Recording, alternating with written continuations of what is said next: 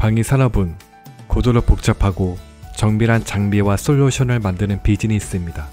한정에 100만원 남짓한 자동 소총부터 한 대에 1조 원이 넘는 전투함까지 엄청나게 다양한 매우 고가의 제품을 파는 사업입니다. 자연스럽게 높은 기술력을 가진 선진국들이 방위 산업을 선도하기 마련이며 또한 진입 장벽 역시 매우 높습니다. 총기를 제외하고는 모두 정부 간 거래로 이루어지기 때문에 신규 주자의 진입이 어려운 편입니다. 또한 무기의 단가는 높지만 소비재 상품에 비해 이윤율은 박합니다. 연구개발 비용도 엄청나니 쉽게 건드릴 만한 사업이 아닙니다. 때문에 세계 방위 산업을 주도한 나라들은 산업혁명을 거쳐 1, 2차 세계대전에서 무기를 비약적으로 발전시킨 유럽에 뿌리를 둔 국가들입니다. 이런 유럽과 북미들 국가들 사이에서 10대 방산 선진국으로 진입한 나라는 중국과 이스라엘이 유일합니다. 방위 산업 60년 역사에 겨우 신입 회원 둘을 받은 셈인데 향후 60년 동안 새로운 회원으로 흔히 거론되는 나라가 바로 터키와 한국입니다. 최근 20년간 방위 산업의 규모와 연구개발 능력, 양산 실적과 수출 실적이 가장 가파르게 상승하고 있기 때문입니다. 지금까지는 터키의 발전을 대한민국이 도와주고 서로 이득을 취하면서 두 나라가 동반 성장하는 모습을 보였습니다. 가령 자주포 사업이 그렇습니다. 터키는 1993년부터 신형 자주포를 순수 터키 기술로만 개발하려다가 성능 부족을 느끼고 해외 자주포 업체와 공동 개발을 추진했습니다. 먼저 독일과의 협력을 추진하다가 거부당하자 한국으로 눈을 돌려 한국의 K9 썬더 자주포의 주요 부품을 그대로 들여온 T155 피르티나 자주포를 완성하는 데 성공했습니다. 한국의 K9 자주포도 비슷한 시기에 영국과의 협력을 추진했다가 여러가지 문제로 독자 개발에 나선 후였습니다. 이를 터키에 다시 수출한 셈이니 같은 고민을 한 후배에게 선배가 자신이 바닥에서 쌓아올린 노하우를 가르쳐준 셈입니다. K9 자주포의 기술을 활용한 T155 사업은 한국이 해외 무기 부품과 기술을 대량으로 수출한 첫 사례이기에 우리에게도 그 의미가 큽니다. 터키는 T155 자주포 사업이 성공 이후 한국과의 방산협력을 매우 적극적으로 진행해 왔습니다. KT-1 기본훈련기를 55대 수출하는 것은 물론 2005년부터는 K2 전차의 기술로 터키의 신형 전차를 만드는 알타이 전차 개발에 참여했습니다. 한국 로템이 K9을 수출한 것과 비슷한 기술 이전과 부품 수출을 했으니 터키는 한국 방위 산업에서 없어서는 안 될 소중한 파트너였습니다. 하지만 최근에 터키 방위 산업은 한국의 동반자에서 경쟁자가 된 지 오래입니다. 2010년 이후부터 터키는 한국이 제안하는 공동개발 혹은 무기수출 사업에 대해서 여러가지 이유로 비토를 놨습니다. 터키 해군의 차세대 다목적 상륙함 사업에서 한진중공업은 독도함을 제시했지만 요구 조건에 미달한다는 이유로 입찰에 참여하지 못했습니다.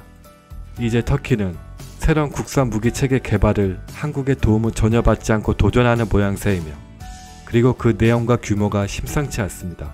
우선 휴르쿠스 공격기 겸 훈련기는 터키가 한국 카이의 KT-1T를 면허 생산한 뒤 선보인 새로운 터보프롭 기종입니다.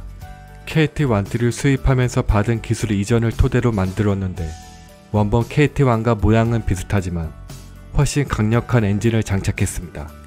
KT-1의 엔진이 950마력인데 비해서 휴르쿠스는 1600마력 엔진을 장착했습니다.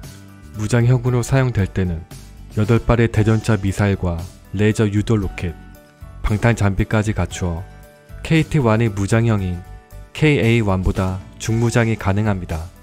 터키 자체 개발 무인기 AN/KA는 그 크기가 우리 군이 운용 중인 송골매보다 크고 미군의 주력 무인 항공기인 RQ-9보다 작습니다. 하지만 이미 무장을 장착, 지상의 차량을 공격하는 시험에 성공했습니다.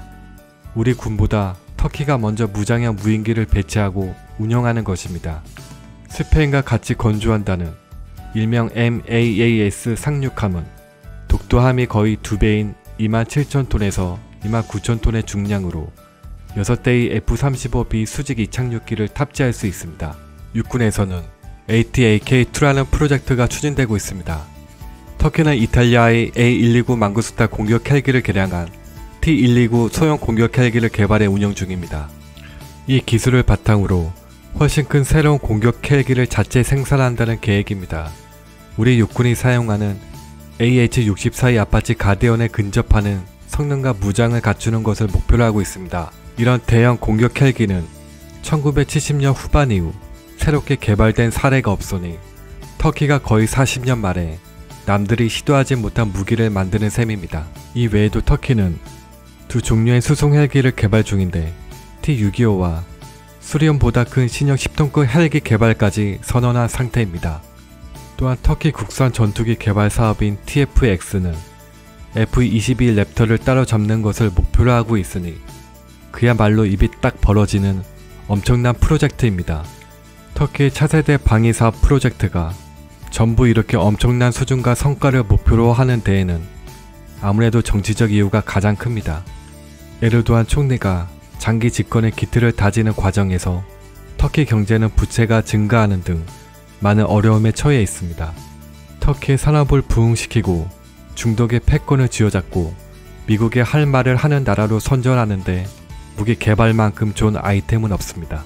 하지만 터키의 방위사업 프로젝트는 곳곳에서 파열음을 일으키고 있습니다.